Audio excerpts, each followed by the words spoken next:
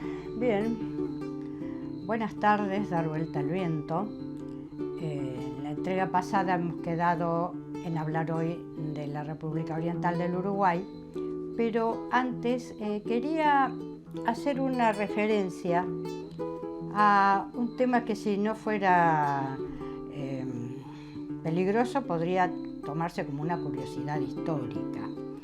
Y es que ya 20 años antes de la guerra de la Triple Alianza, el encargado de negocios del gobierno de Estados Unidos en esta región informaba a su gobierno que manejos ingleses tendientes a la formación de un país aparte con Paraguay, Uruguay, la provincia de Corrientes y la provincia de Entre Ríos. Sería una curiosidad histórica, vuelvo a decir, si no fuera algo que hubiera beneficiado muchísimo a las potencias en ese momento y, quién sabe, estos proyectos si realmente están encarpetados o están pendientes. Podríamos pensar mal, ¿no? Bien, yendo a la cuestión uruguaya, como se le llamó en aquel tiempo, la cuestión uruguaya,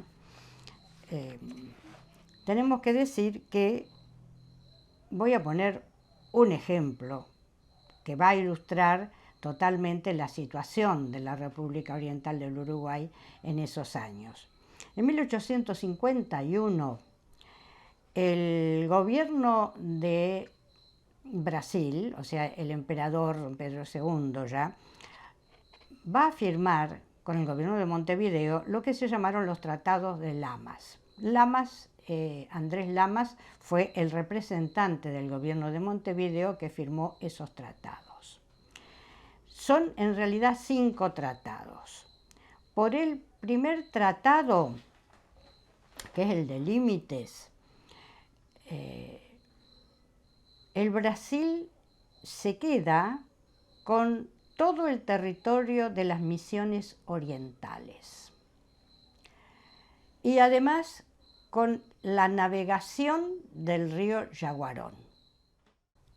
Por el segundo tratado, llamado de Alianza, el Brasil garantizaba la nacionalidad uruguaya y se comprometía a sostener o a intervenir con sus tropas en el caso de cualquier movimiento político opositor dentro del Uruguay hiciera peligrar ese gobierno.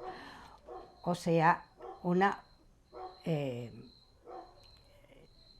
absurda, pero además de absurda, podemos decir descarada, podemos decir tantos adjetivos acerca de un tratado de este tamaño, donde las tropas brasileñas podían entrar a sostener un gobierno políticamente hackeado por los orientales, en una cuestión interna de los orientales. Bueno, me parece que no necesita muchos más comentarios. Por el tercer tratado de los subsidios, se llamó, el Uruguay reconocía la deuda con Brasil, que incluía también dineros allegados al gobierno montevideano por el banquero Barón de Mauá, que sabemos fundó los bancos Mauá en Brasil, pero con capitales de la banca inglesa Rothschild. En garantía del pago de esa deuda quedaban todas las rentas públicas del Uruguay y además, lo que es peor, todos los derechos de aduana. Y mientras la deuda se cancelara, se formó una junta de crédito público integrada por representantes brasileños que no hacía nada más y nada menos que administrar las finanzas del gobierno uruguayo.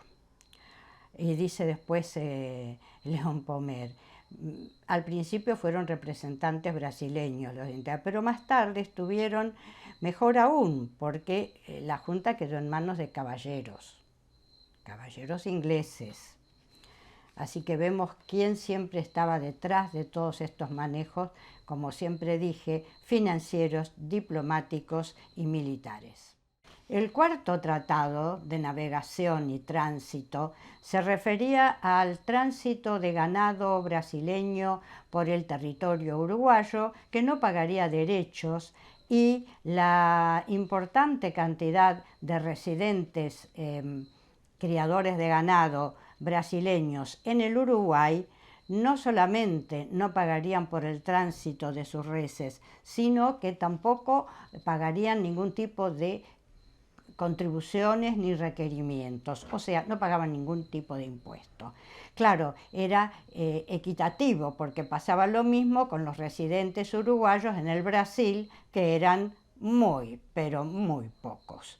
Por lo tanto, vemos que esta es otra forma de avance, de ocupación de territorio. Por el quinto tratado de extradición, se obligaban al gobierno de la República Oriental a devolver al Brasil todos los delincuentes criminales y especialmente los esclavos brasileños que, como en Uruguay no había esclavitud, escapaban permanentemente atravesando las fronteras.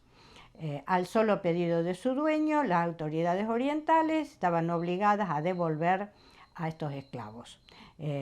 Hay que decir también que en ese tiempo esclavos no había en Uruguay, no había en la Argentina y mucho menos hubo en Paraguay. Estos son los famosos tratados Lamas, con lo cual nos damos cuenta de que el avance que estamos viendo del imperio brasileño y detrás de él los intereses ingleses no van a parar hasta lograr la libre navegación de todos los ríos, el establecimiento de sus puertos francos en las orillas de todos los ríos y quedarse con el comercio prácticamente de toda la región. Bien, seguiremos ahora en la próxima.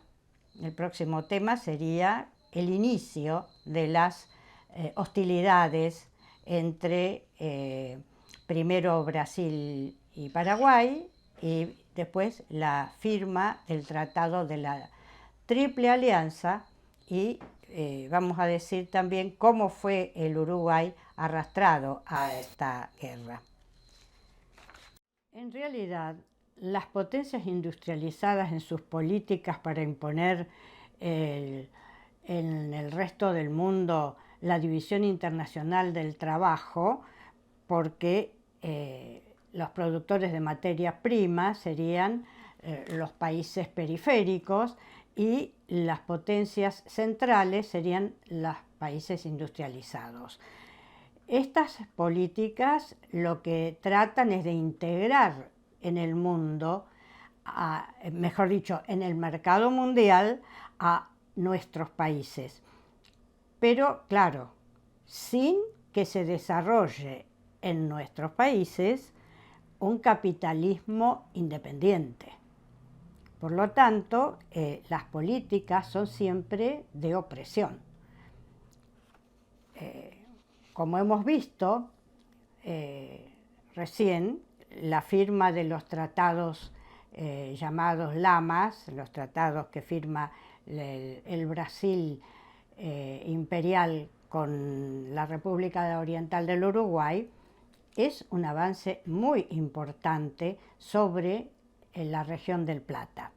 Y ya venimos diciendo, desde que empezamos con este tema, que el objetivo del Brasil y detrás del Brasil, de principalmente Inglaterra, también Francia, es llegar a dominar el Río de la Plata, la entrada, la fabulosa entrada, el estuario este del Río de la Plata que permite llegar al Mato Grosso, por ejemplo.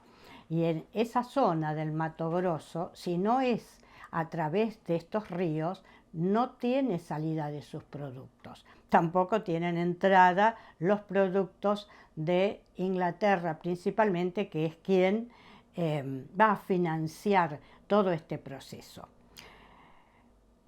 En realidad, la guerra contra el Paraguay estuvo preparándose durante muchos años. Creo que inclusive en los bloqueos al puerto de Buenos Aires, el bloqueo anglo-francés y el bloqueo, primero el francés y después el anglo-francés de 1845 al 48, fueron un antecedente de esta intención de dominio del Río de la Plata, la región del Plata. Y esta política del imperio brasileño, al decir de Eugenio Gastiazoro en su tomo segundo de la historia argentina, califica al imperio brasileño de imperio feudal esclavista, y tiene razón. Es una figura feudal esclavista. Y sin embargo es quien es ese país a quienes Mitre y Sarmiento reconocen como la civilización. Claro, también a la Argentina de Mitre, que habiendo triunfado en Pavón, se ocupaba de reducir los levantamientos de las provincias contra la política económica de Buenos Aires a sangre y fuego. Bueno, eso sería para ellos la civilización. Y el Paraguay, con instrucción primaria, con desarrollo que tendía a una industria nacional, con sus propios astilleros, con su fundición de hierro, que no había otra en América, eso era la barbarie. Entre 1850, 51 y 1865, que es cuando va a estallar la guerra, hay toda una serie interminable de intentos, digamos, de tratados, acuerdos, convenciones entre Brasil y los gobiernos paraguayos, primero Carlos Antonio López y después Francisco Solano López, para lograr, digamos, el imperio brasileño quería lograr la libre navegación del Alto Paraguay, del río Paraguay, para después, por el Paraná, llegar al Río de la Plata. Y el Paraguay, que defendía sus fronteras ante el avance también territorial del Brasil, que ya vimos cuando empezamos con este tema, que el imperio brasileño, en su época de imperio, por supuesto, triplicó su territorio avanzando sobre las posesiones españolas. Ahora bien, esta cadena de acuerdos no respetados en general siempre incluían por parte del Paraguay el arreglo de la cuestión de límites con el Brasil, porque el Brasil pretendía una amplia región, después vamos a ver dónde queda asentado eso, del norte del Paraguay. Brasil hace los acuerdos, firma los acuerdos, pero nunca llega a tratar el problema de límites. Y Paraguay sabe perfectamente que ese tema va a llevar a la guerra, además de la cuestión de la libre navegación de los ríos. A ver, vamos a poner un solo ejemplo. En 1855 hay un acuerdo de navegación, libre navegación para los buques mercantes brasileños y 2 buques de guerra, que quedaría digamos, finiquitado, quedaría en ejecución el tratado cuando se arreglara la cuestión con los límites. Eso era la premisa que Paraguay imponía en ese tratado. El Brasil, el gobierno brasileño, desconoce el tratado. Después hay otro tratado, ya directamente entre Silva Paraños, el canciller brasileño, y López, donde el Paraguay deja por 6 años la cuestión de límites y permite la navegación de los ríos. Pero Brasil funda un Puerto Franco en el Alto Paraguay, en el Mato Grosso, y desde allí le otorga especiales privilegios para la navegación en aguas territoriales paraguayas. Por supuesto, ante esto, ya López sabe que tiene que preparar su país para la guerra, y lo hace. Y algo que nos muestra bien el carácter compulsivo de las intenciones brasileñas es que cuando hay una convención que fracasa la misión brasileña en el Paraguay por mal comportamiento del encargado de llevar adelante la misión. Y por ese mal comportamiento dentro, que no respeta los protocolos y las autoridades paraguayas, el presidente paraguayo le devuelve el pasaporte al diplomático. ¿Cómo contesta a esto el Brasil? Manda 20 buques de guerra con 160 bocas de cañones, 2.500 soldados, para seguir la misión diplomática. Digamos que es una manera muy especial de llevar adelante una misión diplomática.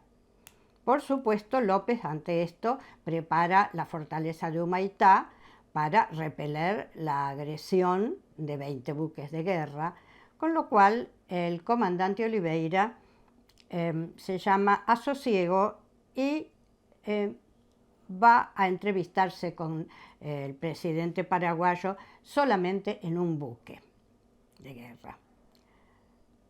Estos incidentes son permanentes hasta 1865.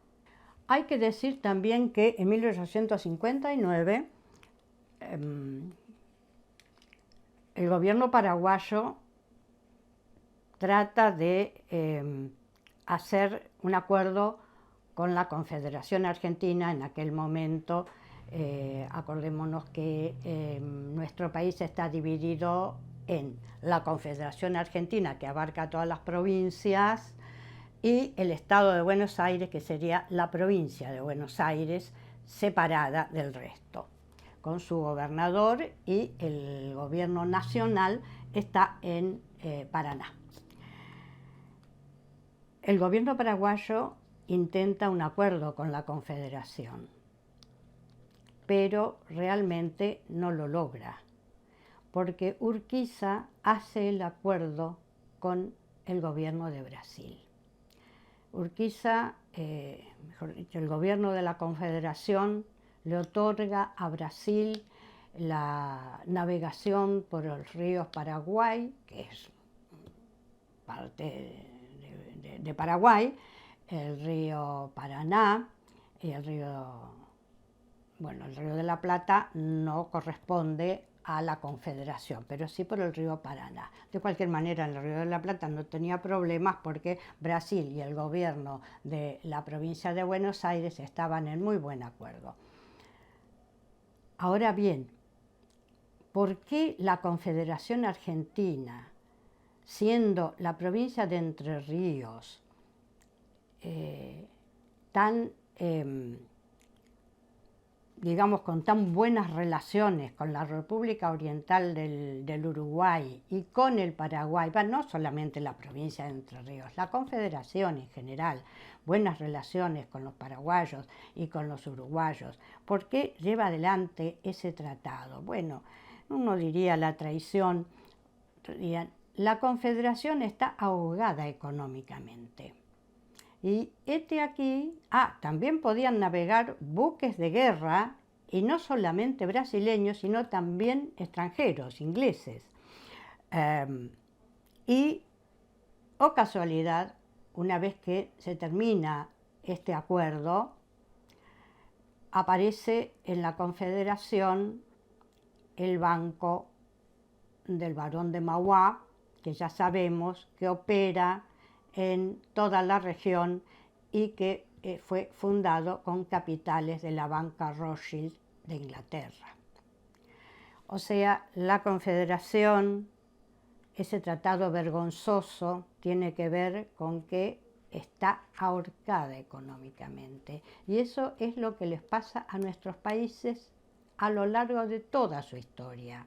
Alguien dijo alguna vez, los ponen de rodillas con los empréstitos o préstamos, como decimos ahora, y después logran las concesiones económicas y políticas. Bueno, también ahí hay una decisión de los correspondientes gobiernos, ¿no? Hay que decir también que hay cierta preocupación y cierto miedo en las clases dirigentes de nuestros países del Plata y también en las potencias, de que el ejemplo paraguayo, el ejemplo del desarrollo independiente, soberano del Paraguay, tenga alguna repercusión en estos otros estados, tanto en la República Argentina como en la República Oriental del Uruguay. Y eso, bueno, por supuesto que Brasil estaba muy lejos de ello, con el emperador, la monarquía, el feudalismo y el esclavismo, pero no la Argentina ni la República Oriental del Uruguay. Por lo tanto, también está Bolivia. Por lo tanto, hay que destruir el Paraguay. Esa es la premisa para las potencias. Hay que destruir la independencia económica, la soberanía política del Paraguay.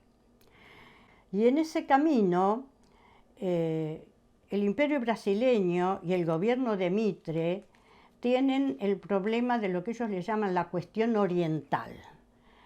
En la República Oriental del Uruguay hay dos partidos. El Partido Colorado, que responde a los terratenientes que tienen sus intereses ligados a los terratenientes brasileños, y el Partido Blanco, que es un partido que comparte con la orientación política del Paraguay, el intento de soberanía, etc.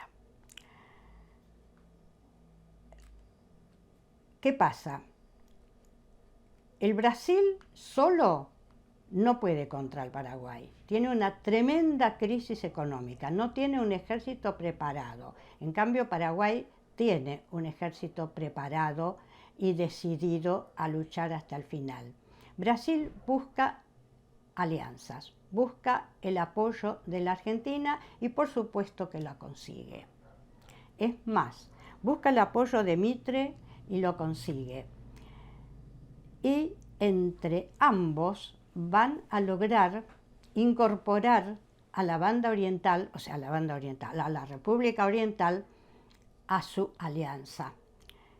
¿Cómo? El Partido Blanco no va a acceder a luchar contra el Paraguay. Entonces, ya en el momento en que deciden iniciar las acciones para que en algún momento la guerra fuera una realidad, y donde aparecen en el diario La Nación Argentina de Mitre y El Nacional, donde escribe Sarmiento, acá tenemos que decir que también entonces la prensa es la mensajera de las políticas imperialistas, ayer como hoy. En estos diarios aparecen artículos donde hablan directamente de que los países vecinos deberían terminar con el tirano que oprime a la hermana República del Paraguay. Están preparando el clima de guerra. Pero el gobierno de Montevideo no está de acuerdo. Así que Venancio Flores, oriental, colorado, va a pasar a la ciudad de Buenos Aires, donde va a preparar un barco con suficientes material bélico, balas, cañones, soldados, para asediar Montevideo. Y mientras Venancio Flores cruza el Río de la Plata hacia Montevideo, la escuadra brasileña baja por el río Uruguay y ataca Paysandú. Esa famosa, heroica Paysandú que tantos cantaron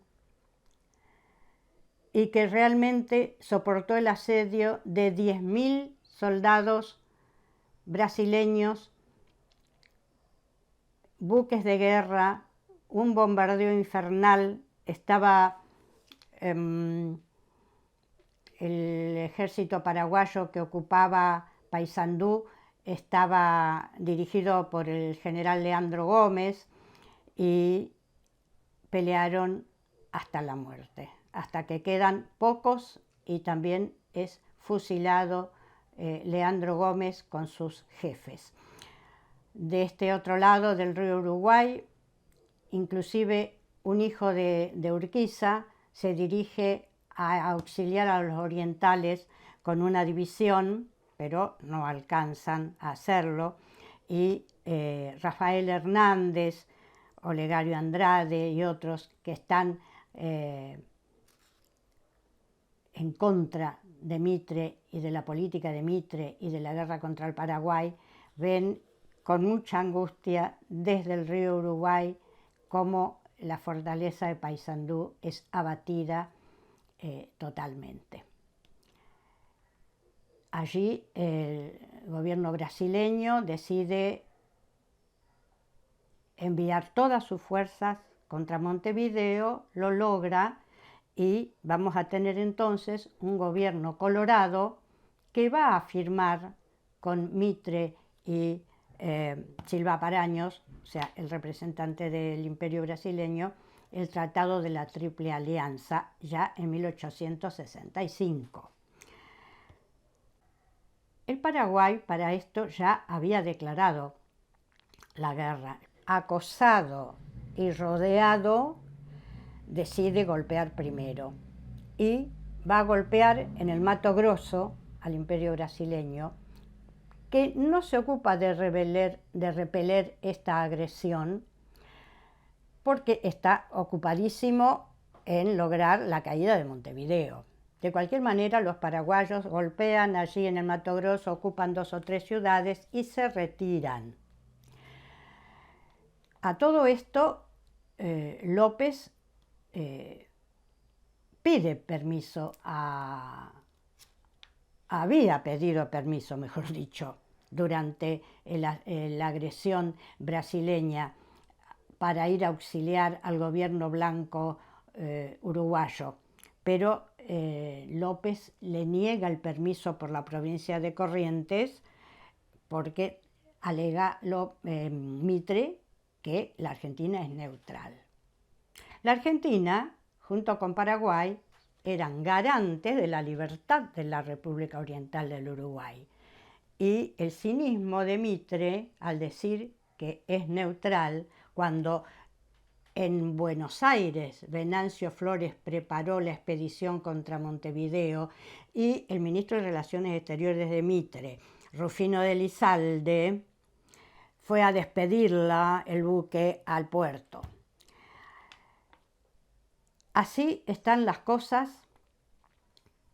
cuando el 29 de marzo de 1865 López, Francisco Solano López, ya ha muerto Carlos Antonio López y le sucede su hijo Francisco Solano López, que era el que había mediado entre el Estado de Buenos Aires y la Confederación Argentina cuando se firma el Pacto de San José de Flores. Él es el diplomático paraguayo que va a mediar entre las dos partes para resolver la situación. Bien, Francisco Solano López, el 29 de marzo, ha reunido el Congreso y declara la guerra a la República Argentina. La declaración de guerra tarda 2 días en llegar, o sea, 48 horas. Pero Mitre no la comunica. Nuestro país no sabe que Paraguay le ha declarado la guerra.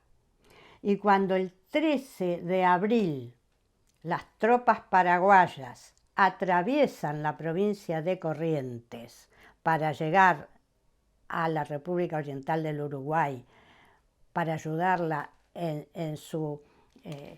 por la agresión brasileño-argentina, claro, los diarios despiertan a la capital, a Buenos Aires, con el grito de el Paraguay invadió Corrientes. Y ahí se produce toda una indignación, especialmente de las clases media y las clases altas. Los estudiantes universitarios dejan la universidad y corren a los cuarteles a incorporarse al ejército. Mitre lanza su famosa proclama en 3 días en los cuarteles, en 3 semanas en los campos de batalla y en 3 meses en Asunción. Si la cuestión era sacar a los paraguayos de Corrientes, ¿qué hacíamos en Asunción? Pero bueno, el tema es que la guerra duró 5 años. Oleadas de paisanos en las provincias del norte se levantaron en montoneras contra el gobierno de Mitre y contra la guerra. Un solo ejemplo.